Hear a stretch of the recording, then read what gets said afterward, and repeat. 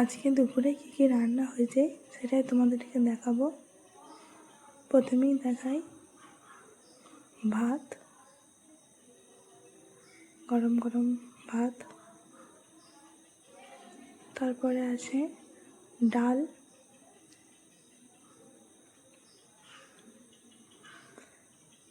তারপরে আছে চিকেন কষা,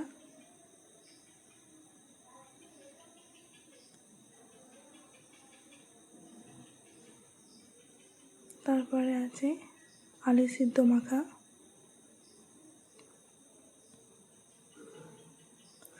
তারপরে আছে মশলা মাছ ভাজা। এই রেসিপিটা কেউ যদি দেখতে চাও কমেন্ট করে জানাবে।